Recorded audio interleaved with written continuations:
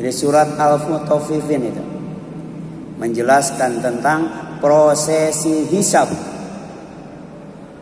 di hari raya terbesar sepanjang hidup manusia. Dan oleh karena itu, seorang anak yang soleh oleh Allah diajarkan doa untuk mendapatkan ampunan bagi dirinya, mendapatkan ampunan bagi orang tuanya, dan mendapatkan ampunan bagi semua orang yang beriman, baik yang masih hidup maupun yang sudah mati, agar aman dan selamat pada saat hisab. Apa doanya? Rabbana, ya Allah, ya Tuhan kami, ighfirli, ampuni dosa-dosaku, wali walidaya, dan dosa-dosa kedua orang tuaku, walil mu'minina, dan dosa semua orang yang beriman, yauma yakumul hisab, pada hari hisab digelar, hisab ditegakkan, diberlakukan oleh Allah Subhanahu wa ta'ala. Ini adanya dalam surat Ibrahim ayat 41. Jadi ciri anak yang saleh, dia selalu memohon ampunan kepada Allah untuk dirinya, untuk orang tuanya, dan untuk orang yang beriman, agar aman dan selamat ketika dihadapkan dengan hari yang disebut yauma yakumul hisab, hari penghisaban. Perjalanan di alam mahsyar adalah perjalanan terlama, perjalanan terjauh, perjalanan terberat, perjalanan tersulit, serta perjalanan panjang menuju sorga. Itu pun kalau sampai ke sorga. Tapi ada yang sampainya bukan ke sorga, ke neraka. Orang yang sesat itu, orang yang di dunianya jauh dari hidayah Allah Subhanahu wa ta'ala, bahkan di akhiratnya dibutakan oleh Allah Subhanahu wa ta'ala. Bayangkan, kalau di dunia buta sampai mati, tapi di alam mahsyar butanya pada saat dihisab, pada saat menempuh perjalanan yang jauh, panjang, berat, dan sulit. Bayangkan, dalam keadaan buta, dalam keadaan melihat saja banyak yang sesat, sebab di sana tidak ada rambu-rambu. Kalau di dunia kan ada itu, ada rambu lalu lintas, rambu penunjuk jalan, ya. Di surga enggak ada tuh rambu-rambu seperti itu. Hanya hidayah Allah yang akan membimbingnya, menunjukkannya, mengantarkannya, bahkan menyampaikannya ke surga. Oleh karena itu, tanpa bekal yang sempurna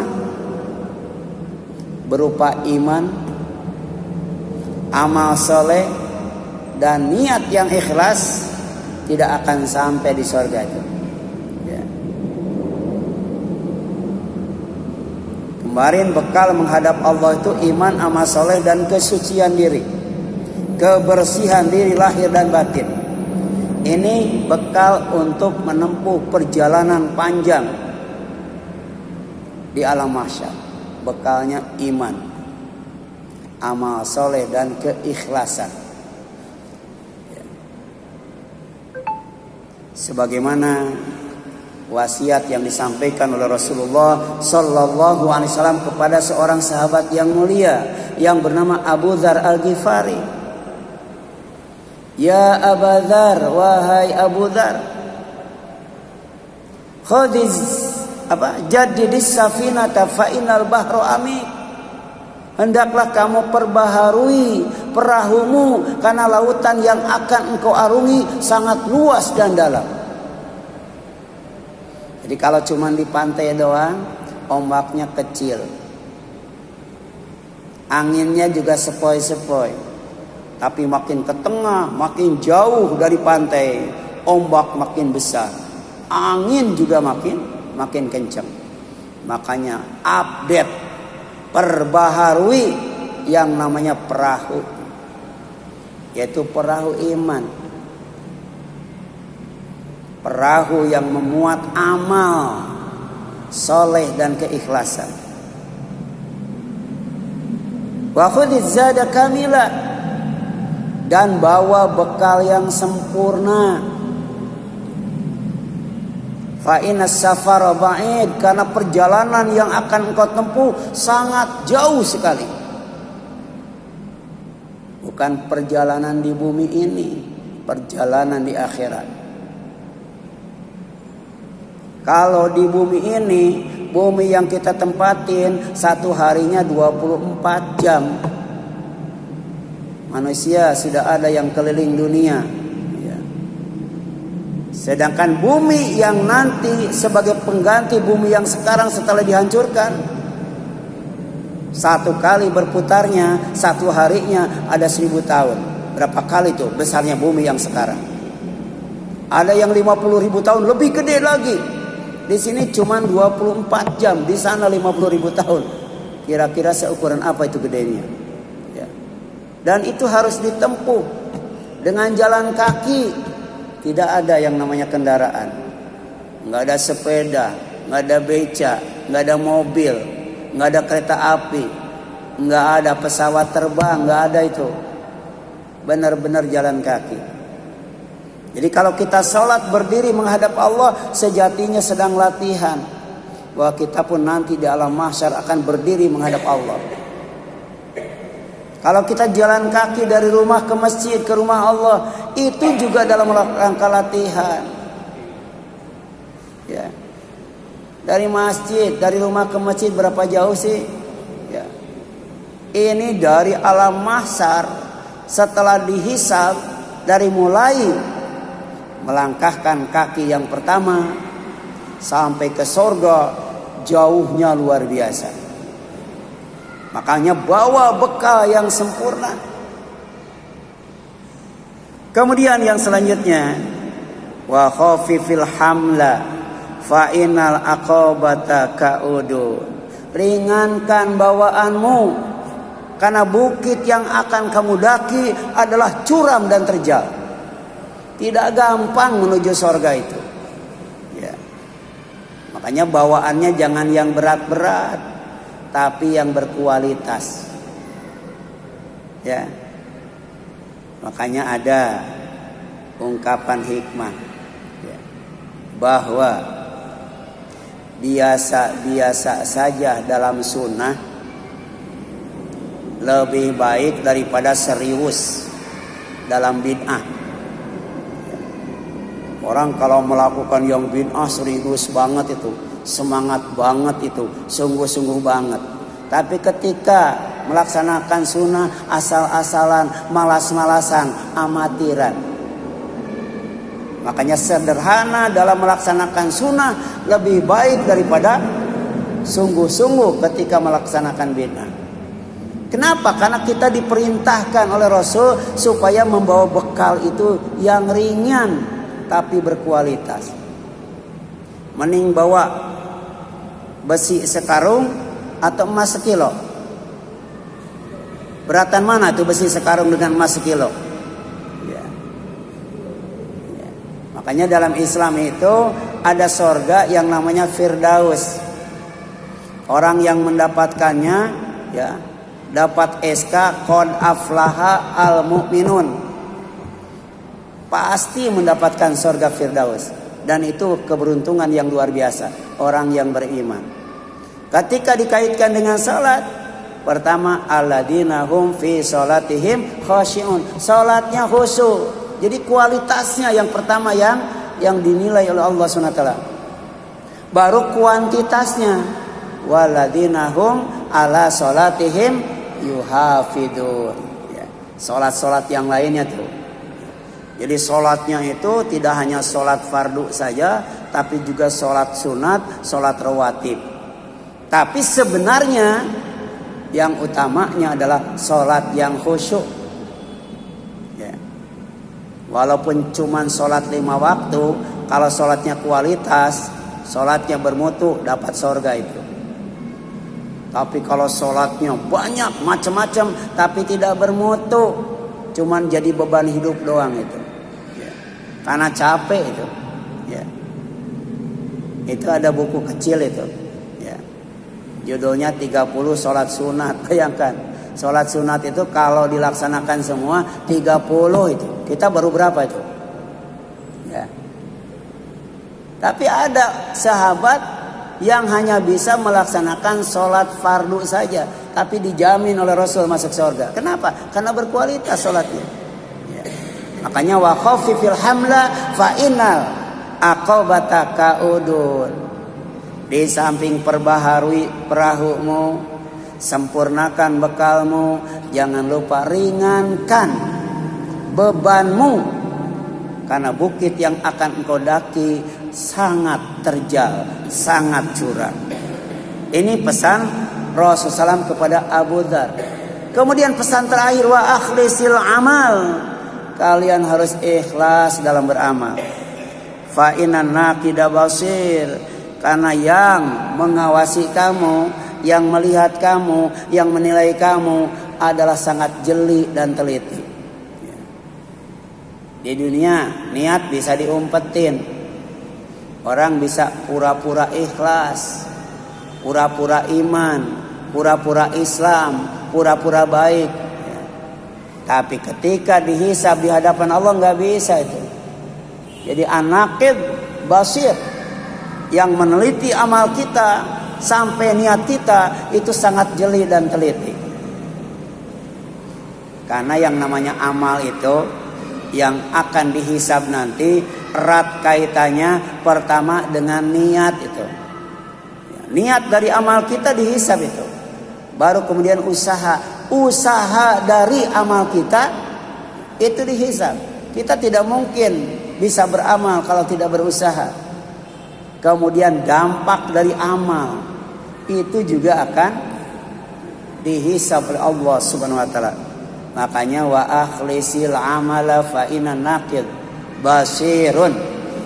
Ikhlaskan amalmu wahai Abu Dzar, karena yang akan menghisab kamu, yang akan menilai kamu, yang akan meneliti kamu adalah sangat jeli dan teliti. Itu ada buku, adanya di buku atau kitab yang suka dikaji di pondok-pondok itu. Namanya kitabnya Nasoihul Ibad itu. Ditulis oleh Imam Nawawi Al-Bantani itu. Di dalamnya ada nasihat Rasulullah kepada Abu Dzar Al-Ghifari.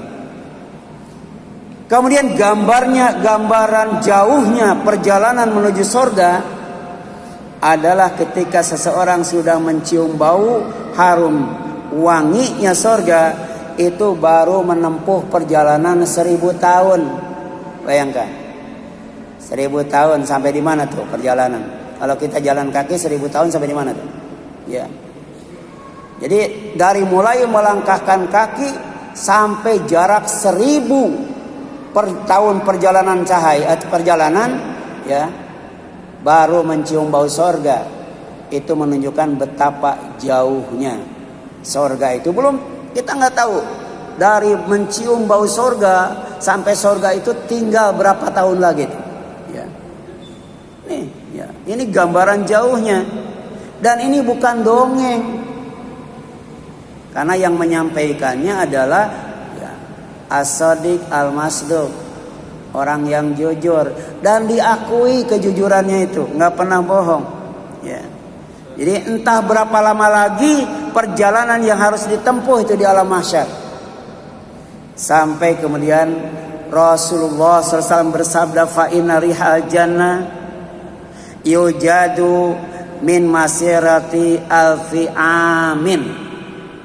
Sesungguhnya harumnya surga itu akan dicium setelah menempuh perjalanan 1000 tahun. Kemudian wallahi demi Allah, ya, la yajiduha, tidak akan mencium bau surga walaupun sudah menempuh perjalanan 1000 tahun. tidak akan mencium harumnya surga. Siapa? Akun. Seorang anak yang menyakiti hati kedua orang tuanya. Jadi anak yang soleh itu anak yang mendoakan kedua orang tuanya. Kemudian anak yang membahagiakan kedua orang tuanya, anak yang menyenangkan kedua orang tuanya, anak yang bikin bangga kedua orang tuanya. Bahkan anak yang bisa mengangkat derajat kedua orang tuanya ketika orang tuanya ditempatkan oleh Allah di sorga. Derajatnya naik sampai sorga yang paling tinggi. Itu anak yang soleh.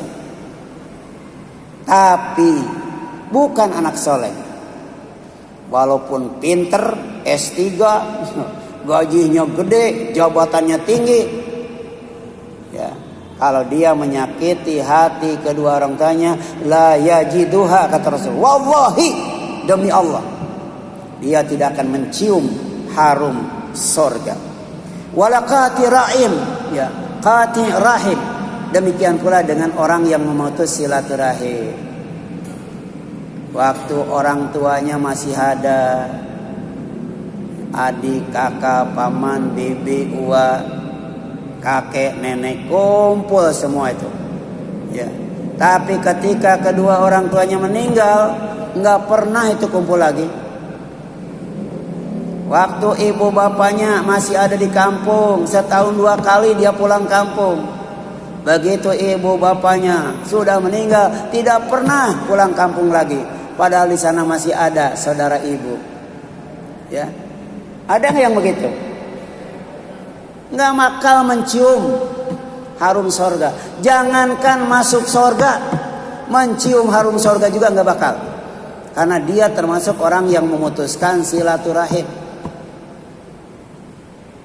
Karena ciri anak yang saleh, yang berbakti kepada orang tuanya ketika orang tuanya sudah meninggal, dia tetap menjalin silaturahim dengan orang-orang yang dicintainya, bukan hanya saudaranya saja, teman-temannya, sahabat-sahabatnya. Jangan sampai diputus. Bapaknya tiap hari sholat berjamaah di Masjid As-Salihin, kemudian meninggal. Anaknya nggak pernah ke Masjid As-Salihin. Dia memutuskan silaturahim dengan jamaah silaturahim. Jamaah As-Salihin nggak bakal masuk surga ini. Ya. Makanya doa orang yang sedang takziah adalah diantaranya wahlufhu fi aqbihi. Ya Allah, jadikan orang-orang yang meninggal, yang ditinggalkannya, melanjutkan ibadah dan amal salehnya. Ya. Jadi kalau ada bapak suka ngaji di sini kemudian meninggal, diteruskan oleh anaknya, itu melanjutkan amal solehnya. Jangan sampai jamaah soleh itu berkurang gara-gara ada yang meninggal. Harusnya dilanjutkan, diteruskan oleh siapa? Oleh anaknya. Ya.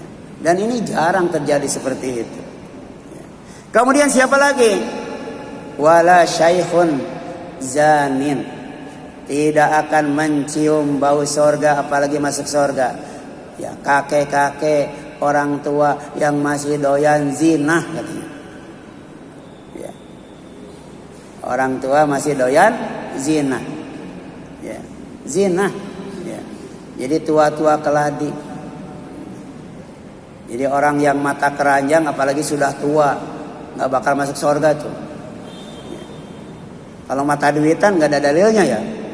Ini mata keranjang nih, ya. Ya. Sudah tua masih colak-colek. Tua-tua keladi itu. Syaikhun, aki-aki, zanin yang berzina tidak akan mencium bau sorga. Aki-aki ya. Demikian pula walajar izarahu khuyala. Orang yang menurunkan kainnya di bawah mata kaki dengan sombong. Makanya ada khilaf, ada perbedaan pendapat. Yang pertama, isbal itu haram. Mau sombong mau kagak haram, gitu kan? Tapi ada yang berpendapat tidak haram. Ya.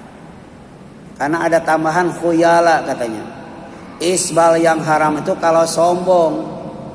Kalau yang pertama mau sombong, mau kagak, isbal itu haram. Tapi pendapat yang kedua, isbal itu haram kalau sombong. Karena ketika berbicara tentang fikih selalu ada perbedaan pendapat. Coba dari sholat, dari mulai takbiratul ihram sampai salam, banyak nggak perbedaan pendapatnya? Iya, itu sholat saja. Ya. Soal kurban itu, kalau satu keluarga satu kambing, walaupun keluarganya ada 10, maka sudah mencukupi, semuanya dapat pahala. Ya. Ada yang mengatakan kalau satu keluarga itu ada 10 orang, kemudian yang kurbannya 1, maka yang 9 bebas dari kewajiban kurban, tapi yang dapat pahala cuman yang kurbannya doang. Itu sudah 2 ya. Yang ketiga, ya, sebaiknya ya, satu keluarga yang 10 itu kalau mampu jangan 1, ya, mampu 3 ternyata 1 itu, berarti itu nggak benar, ya. Mampu 5 ternyata 2 nggak benar, karena fattaqullaha mastata'tum, melaksanakan perintah itu Allah tuh harus sesuai dengan kemampuan. Ya, jadi kalau di keluarga ada 10 orang, ternyata mampu 3, jangan 1. Ya, itu masalah ibadah. Selalu ada perbedaan. Ya. Kemudian yang selanjutnya, perjalanan terakhir di alam mahsyar sebelum sampai di sorga harus melewati jembatan. Jembatan yang syarat rintangan, yang terbentang di atas neraka, dan tidak sedikit terjatuh karena saat melewatinya. Ya. Dan ini disebutkan di dalam Al-Quran. Wa inna minkum illa wariduha. Dan tidaklah seorang pun dari kalian kecuali akan melewatinya. Ya. Ini gambaran. Nanti perjalanan terakhir adalah melewati jembatan yang dibentangkan di atas neraka. Ya. Lebih panjang daripada Suramadu itu. Ya. Panjang itu, ya. Dan semua kata Rasul tidak ada seorang pun kecuali akan melewatinya. Ya. Ini surat Maryam, surat 19 ayat 71. Jadi para sahabat tertawa, ya. Kemudian oleh Rasul diingatkan, kalau kalian tahu apa yang aku tahu, kalian akan lebih banyak menangis daripada tertawa. Karena setiap kalian pasti akan melewati yang namanya As-Sirat yang dibentangkan di atas neraka. Nerakanya juga neraka Jahanam, biangnya neraka itu. Ada pengaitnya yang terbuat dari besi. Ya. Jadi yang lewat baru berapa langkah udah dikait nyemplung ke neraka itu. Dan ini bukan dongeng. Ya. Karena ada dalilnya. Ya. Inilah yang wajib diimani. Kalau ada dalilnya. Ya. Dan Rasul menggambarkan jembatan ini dengan sabdanya, "Tsumma yu'ta bil jasri fayuj'al baina dhahrai jahannam." Ya. Kemudian akan didatangkan jembatan yang dibentangkan di atas neraka jahanam. Dibentangkan itu, ya. Kemudian sahabat bertanya, "Ya Rasulullah, ya, bagaimana sih bentuknya jembatan itu yang harus kami lewati nanti?" Kata Rasul, licin lagi menggelincirkan. Setiap yang lewat pasti banyak yang terpeleset, jatuh ke neraka. Licin itu, ya. Licin dan menggelincirkan. Kemudian di atas jembatan itu kata Rasul ada besi-besi pengait dan kawat-kawat berduri. Ya. Kalau di sini kan dipakai untuk mencegah orang demo, ya. Nah, kalau nanti mencegah orang yang mau lewat di atas neraka menuju sorga. Jadi ada besi pengait, ada kawat berduri. Ya. Jadi tidak sedikit yang luka-luka itu kena pengait itu dan kena durinya. Ya. Kemudian ujungnya bengkok lagi, ujungnya bengkok. Ya. Jadi susah itu untuk lewat di atas jembatan itu. Ia bagaikan pohon berduri di Najd yang dikenal dengan pohon Sa'dan. Dan hadisnya muttafaq alaih. Hadisnya sahih. Ya, disahihkan oleh Imam Bukhari dan Imam Muslim. Ya. Kemudian ketika jembatan itu dibentangkan, Rasulullah SAW bersabda, "Fa'akun awalu man yujizu." Aku adalah orang pertama yang bisa lewat jembatan itu. Dan Rasul adalah orang yang pertama ya sampai di sorga. Dan semua Rasul termasuk Nabi Muhammad SAW berdoa untuk umatnya masing-masing agar sampai itu aman dan selamat ketika melewati jembatan itu. Apa doanya? Allahumma salim, salim. Allahumma salim, salim. Allahumma salim, salim. Ya Allah selamatkan dia. Ya Allah selamatkan dia. Dia umatku ya Allah. Ya. Kemudian kata Rasul, ya, ada yang melewatinya itu secepat apa? Secepat mata berkedip. Padahal cuma jalan kaki, ya. Bayangkan, tidak ada kendaraan, ya, yang super cepat daripada cahaya dan suara. Tapi ada orang yang jalan kakinya, terutama ketika melewati as-sirat itu, cepatnya secepat mata berkedip. Itu yang pertama, ya. Mudah-mudahan kita termasuk ya. Yang kedua, ada yang secepat kilat. Secepat kilat yang kedua, ya. Ini kata Rasul ya. Dan itu disesuaikan dengan amalnya, ya. Ya.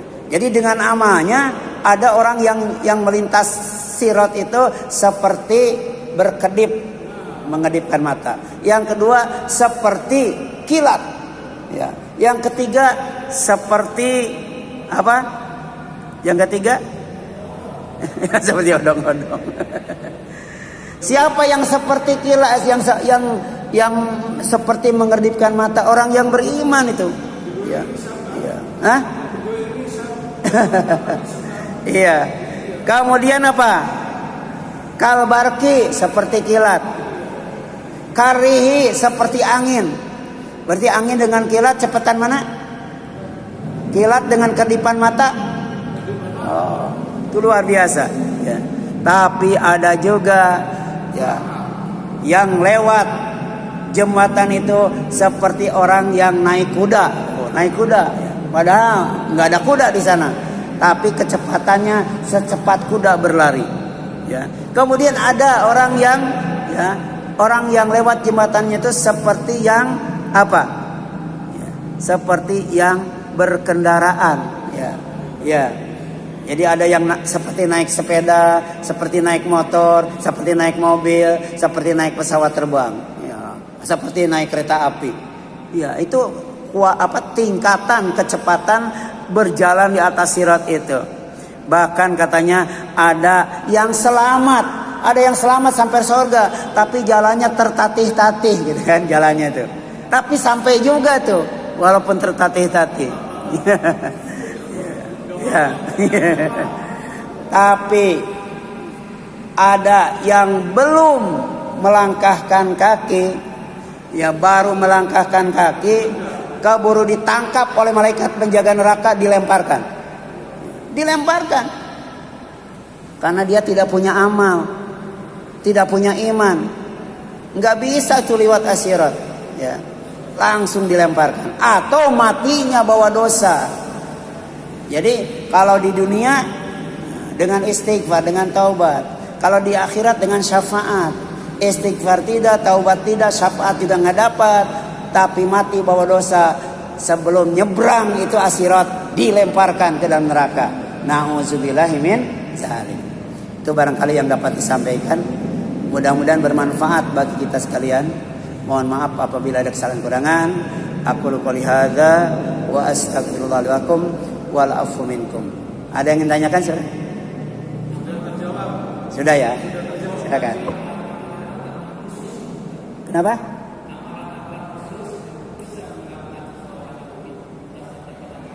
Iya. Betul. Kalau